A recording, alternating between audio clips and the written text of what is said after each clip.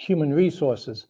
I have a couple of very wonderful surprises for you tonight in my co-host, my celebrity co-host. So stay tuned, and I'm going to introduce you to someone very special.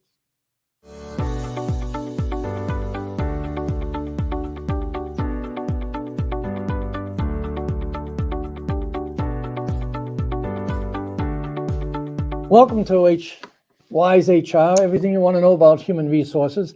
And as I said in the promotion, I have someone very special I want to introduce you to today. This person is our new celebrity co-host for the month of September. And we're really thrilled that I have not only my celebrity co-host, but I have a celebrity co-host. So I have two guests who are going to be joining me throughout the month of September talking about human resources. Let me bring them on and introduce you to two of my very favorite people, all the way from New Jersey. So this is really a treat to be able to have two of my good friends, fellow HR professionals, all the way from New Jersey, joining me here in sunny Florida. So welcome to Cathy Merkel. Cathy is the Director of Human Resources for Chelsea Senior Living, and Vanessa D'Amico is the Manager of Human Resources for Chelsea Senior Living. Ladies, welcome to the show. Thank you. Hi, Dr. Jack. Thank you. Hi, Dr. Jack. Okay, wonderful. Listen, we'll start with my celebrity co-host, which is Cathy, and my celebrity co-host, which is Vanessa. Let's start with you, Cathy. Cathy, tell us a little of your background and how did you get into this whole human resources area? And then especially, how did you get into the senior living environment? Well, Dr. Jack, thank you for having Vanessa and I, first of all. We appreciate it. How did I start in human resources? Some people know what they want to do early in life, and I guess I was one of those people. When I went to college, I studied psychology, I studied behaviors, I went to graduate school and continued those studies and always knew I wanted to work with people. And a true funny story, I actually started working in assisted living when I was in high school. I started out, I did. I started out as a dietary server. I always knew that, again, working with people, I was not good with food. Just to let you know, I knew right off the bat that was not my thing. But then in graduate school, I continued studying the aging population, and I did an internship at the local division on aging. When I graduated from graduate school, I circled back to assisted living, and I worked in some industries outside of healthcare, but for the most part, my career has been in healthcare. And then about 10 years ago, I started with Chelsea Senior Living, and Vanessa and I had worked together in the past, and I knew I wanted to work with her again. She was in Florida, but I was able to get her to migrate back to New Jersey, and we're like the dynamic duo now. That's for darn sure. That's for darn, and that's where actually I met you, was through Vanessa. Vanessa was a client of mine here in Florida, for one of my wonderful clients here, and Vanessa and I became friendly through that interaction.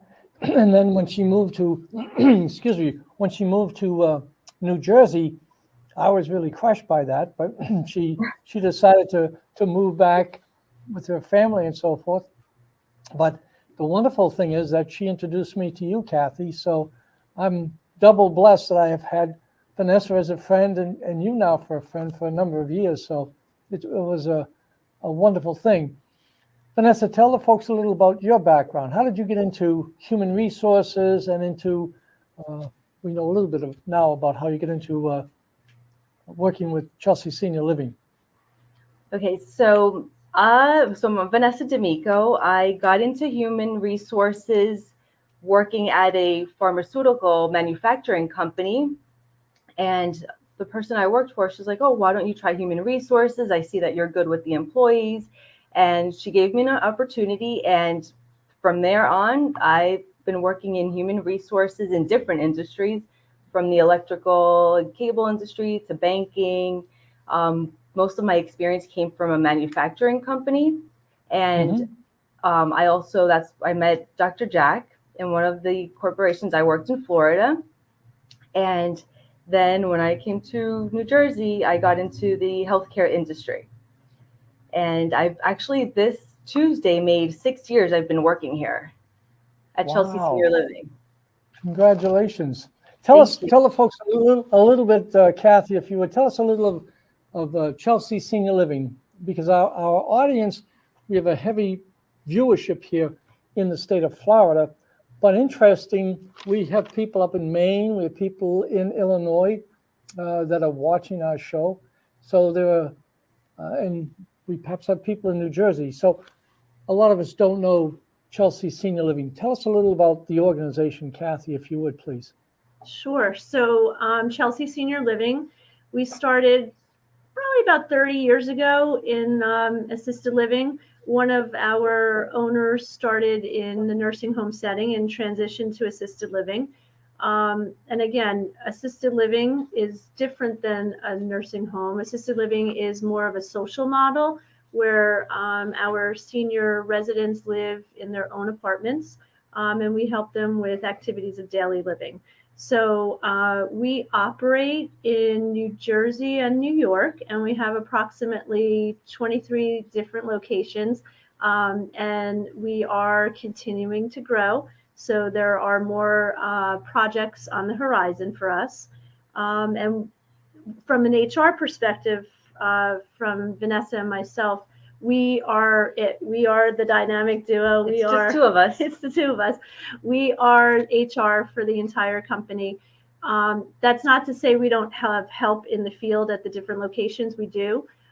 We have proxies, the administrators, and then other department heads assist us in making sure that policies and procedures are adhered to and help with the day-to-day operations, as well as payroll functions, and then we assist from an HR perspective. But we all work together to make it happen.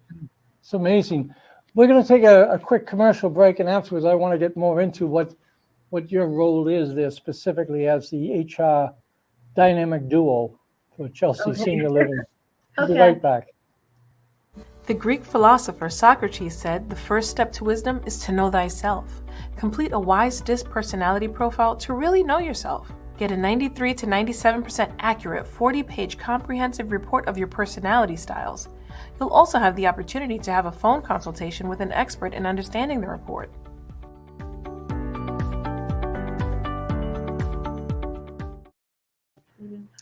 Welcome back. Thank you. Let me just explain some. I have a bell here in front of me.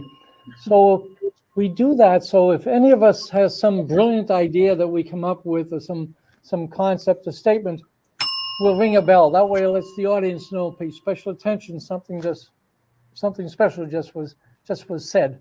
So hopefully there'll be a number of bells that will ring throughout the month of September with you two I hope wonderful ladies as my co-hosts. The other thing too is that if anyone wants to contact us, any of the audience wants to contact, they can always just write in, and we're happy to respond to any questions or comments you may have. But if you do write in, just be careful because your name will be published. Now, if you don't want your name to be published, that's absolutely fine. Just then send me an email at drjack@Whyz Hr, Whyz, W-H-Y-Z, whyzhr.com, and we'll be happy to answer your question either during the week or wait till our next show, because we're on every week, live streamed on at 7:30 on Tuesday evening. So you can tune in any Tuesday evening, especially during the month of September, with Cathy and Vanessa and myself. And if we have a question from you, then we'll be happy to respond to that. Okay, Cathy, if you would just sharing with us that you and Vanessa handle all the HR function. How would you define what is your role in HR? And then how do you possibly, first of all, how many employees do you have throughout your 23 communities? We have approximately 1,470 employees throughout all the locations. Okay, so almost 1,500 employees. Yes. Almost. Yes. Yeah, and there's only two of you. Now, I know your boss, and I have to tell him that, it's amazing what you two do for almost 1,500 people. So they ought to be picking you up in a limousine every morning, driving you to work, treating you with just, bowing down every time they see you, offering you caviar at lunch. I mean, whatever it is, you two are very special to handle. I don't know any other, I personally don't know any other organization in my entire career that has that many people with only two professional HR individuals working for them. So I don't know how you do it. So that's part of the reason I wanted you on the show, because for a couple of reasons. One is my past co-hosts have all been from government positions, not for profit, but they've worked for the various cities. They were director of human resources for a couple of the local cities that we have here in Florida. And another one was a government organization, a utility for a municipality. So you're the first two that actually come from a for-profit industry where most of our audience, work and so forth.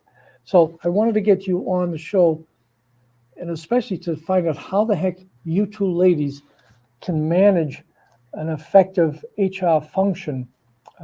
So if you would, Cathy, tell me from your point of view, how do you articulate what your role is at Chelsea Senior Living?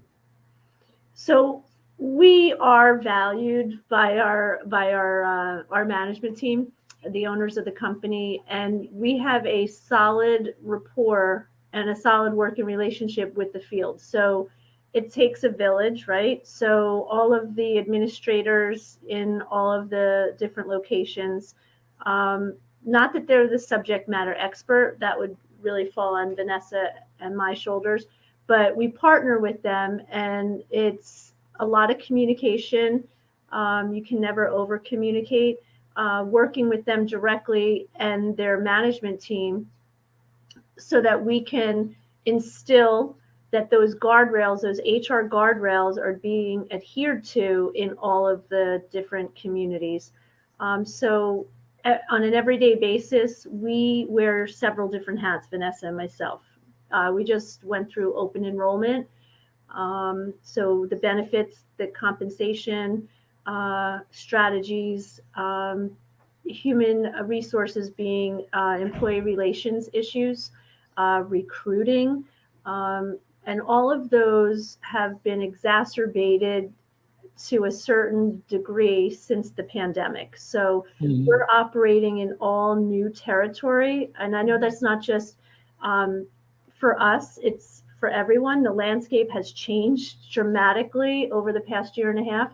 But I think the challenge being working in an assisted living in the senior space, that vulnerable population to begin with, and then on top of that, the pandemic. So we've had to learn to be a little bit more flexible and adaptable. So I think that's a key ingredient, if you will, of being successful in an HR role, being able to wear many, many different hats. And again, we all have our thoughts of and our day planned out, but life happens. So it's just go with the flow and figure out what hat you're putting on and being able to quickly adapt.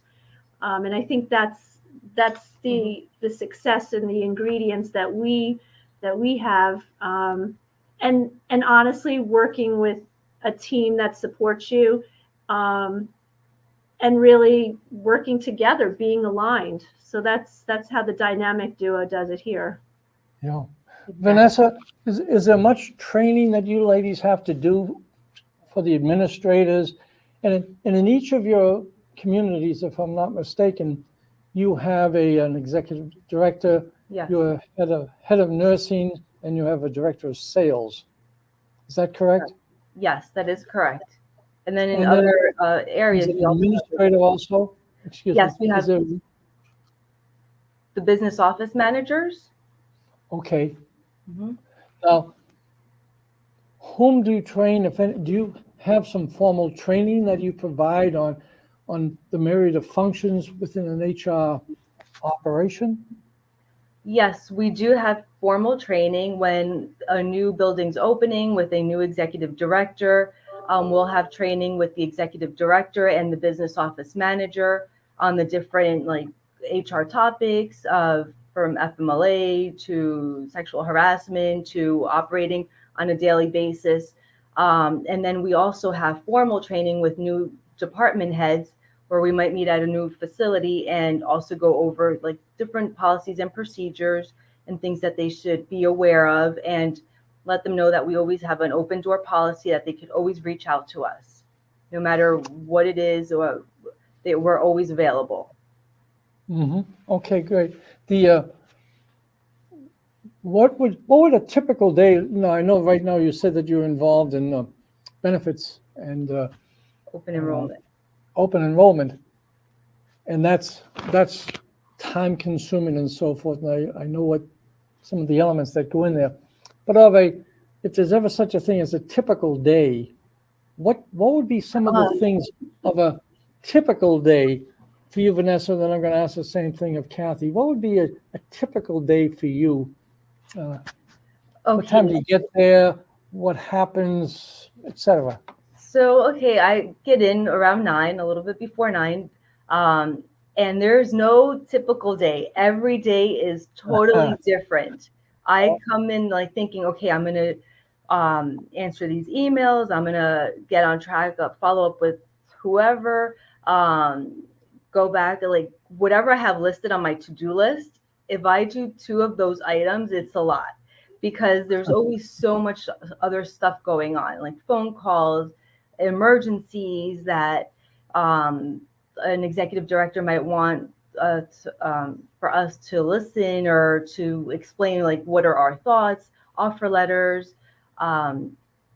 someone that they benefits, a question on benefits. It varies every single day. And like I said, if I do 2 things of my to-do list, that's really good.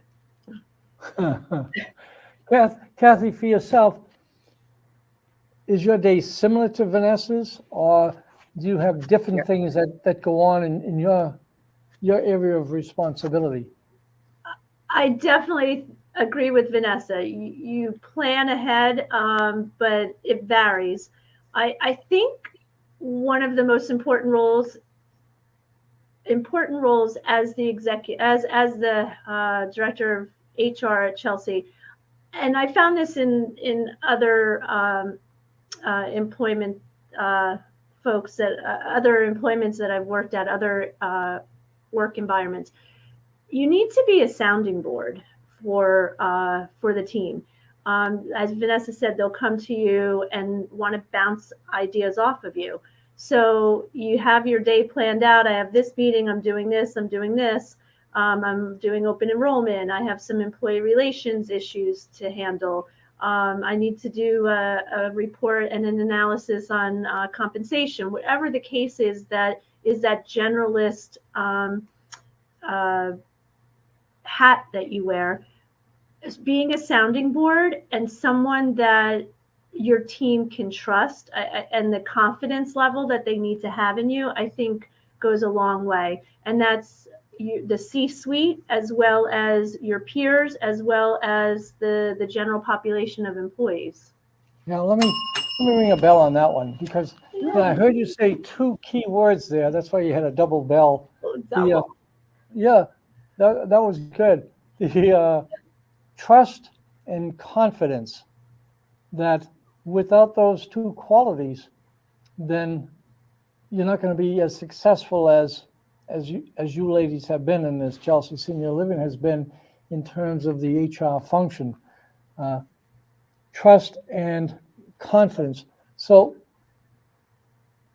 did that take a while to develop? Because it takes time for people to trust you, to get to know you, to trust you, and then to have the confidence in you that you are competent, you know what you're talking about, and it's worthwhile picking up the phone and saying, Vanessa, Cathy, I have a situation. I want to pass it by you and get your input. How long did that take? It doesn't happen overnight. So you and Dr. Jack, you and I have talked about this because we've partnered before, and we believe in the DISC profile. Here at Chelsea Senior Living, we utilize it. You mentioned to Vanessa earlier that triad, that executive director, that sales director, and that director of nursing. They're integral to the success of our residents, right? From the moment we engage with the resident and the family members to having it a smooth transition for those individuals to move in from their comfort zone of living on their own independently and coming to a different environment. So it starts there. So we want to make sure, as you and I have discussed over and over throughout the years, people have that ability, but they also need to have that willingness. So Vanessa and I can come with all the credentials there are, and that's our ability, but we have to sell ourselves on those skills. But the folks that are internal customers, our external customers, they need to have that confidence in us. And as Vanessa had stated earlier, one of those key things she mentioned was an open door policy. So even if you're in the middle of open enrollment or you're in the middle of a project, whatever the case is, you need to make time for those internal and external customers. And I think that's how you build that trust. And then as you progress through your relationship, that's where the confidence in your skill set is shown. And then honestly, your innate personality comes through, and your passion, and it's a win-win for everyone. Yeah. You ladies really have to be true generalists, that in the HR function. And in the HR function, I've always thought that there are 7 major roles in the HR function. One I call, and you may have different nomenclature for it, but one I consider is personnel administration, and that's all the paperwork and files, and it's the policy manual and so forth. For you to handle that, do you do everything electronically, or do you have a central location where they send all the paperwork, or is it all kept at the local community? How do you work the paperwork and the administrative aspect? Vanessa, let me ask you that. I'll answer. So since we are decentralized, each facility handles their own paperwork, like from the new hire to the entering them into the payroll system. Now, when it comes to benefits, it's all handled at the community, and then it all comes to the HR department, which we then handle. But we use a lot of paper here. We're not really automated at this time. Mm-hmm. So that's why at this time it's all decentralized at each facility. With the exception is there any plan, Cathy, to have that digitalized so that the computer can gather in all that information from each of the locations and into your central headquarters so that you have access to all that kind of information? Is there thinking and planning for that and budgeting for that over the next years?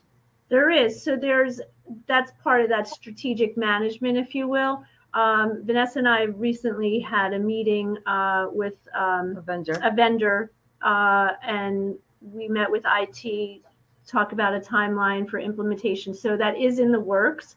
It will still be decentralized, but from an HR perspective, from the corporate perspective, we do the carrier feeds here with the different carriers for benefit purposes.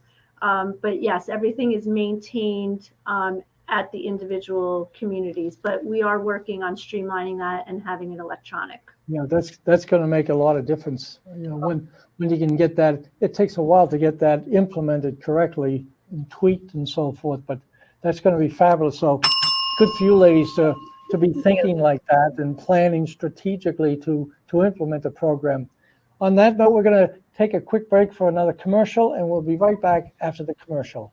Some of the benefits that we've received from the Leadership Institute is, one, getting to know what your work style is and just finding like better ways or the best way to communicate with not only your team, but with people in general. And I found this leadership training to be something I did not imagine. It's been very enjoyable. It's very interactive. And I'm learning things about myself that I didn't know before. It really makes you think and look at things in a different perspective.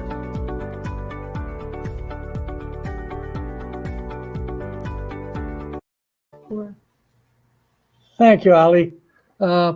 We here at Whyz Hr do a lot of things in terms of working with clients such as Chelsea Senior Living, not only the assessments that we all believe in are so helpful to management and to the individuals, but also we do quite a bit in terms of training and workshops. And Ali is one of our wonderful participants in a recent institute that we provided to one of our clients in the medical profession.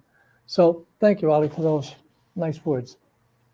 Let me get back to you ladies in terms of because in that first function, which I call personnel administration, it's handled locally, but the benefits part come into corporate, if you would. What about because under that personnel administration, I've always kind of plugged the policy handbook. Is there one policy for all 23 communities, or do they have variations depending on locale and personnel and so forth? Cathy, how do you respond to that?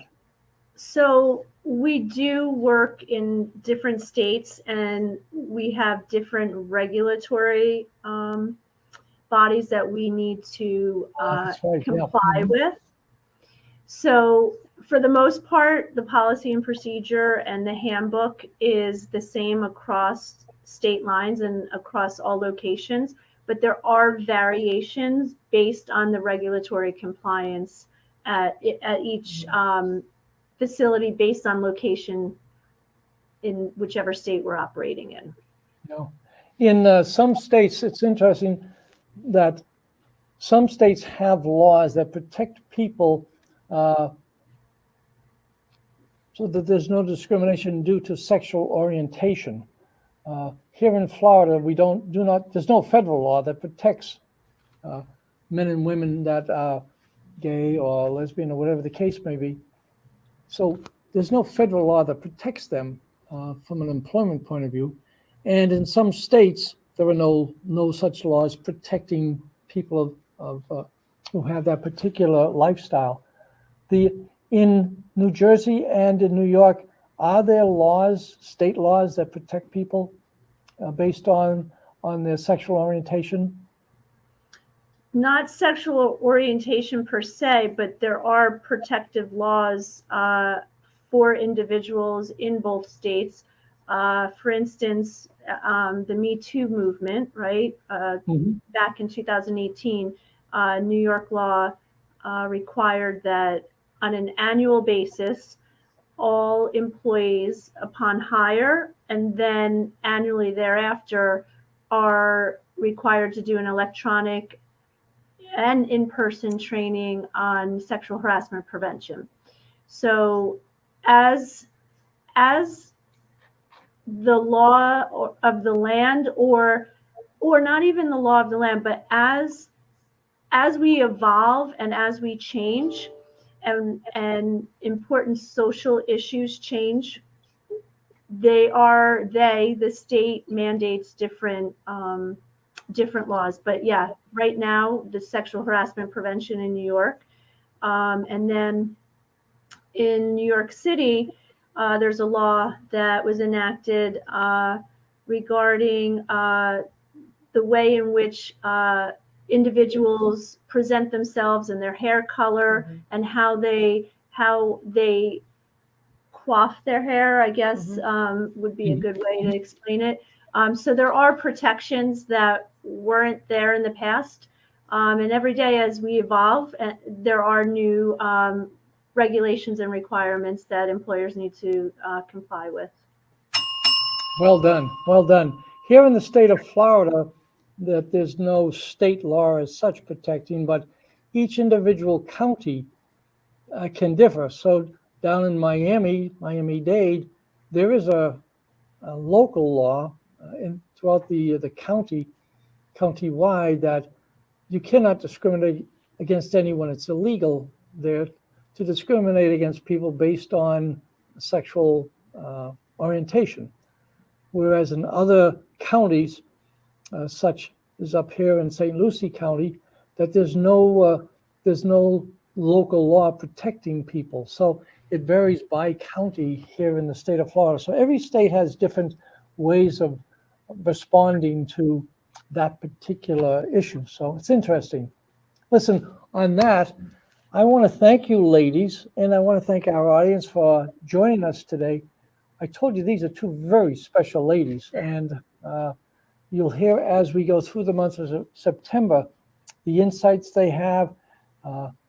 They're used to tough questions because I'm sure that those triads of executive directors and head of nursing and head of sales and then the administrative team are constantly bombarding these two ladies with questions. So we're going to take advantage of their knowledge and their wisdom throughout the month of September. So thank you both for joining us.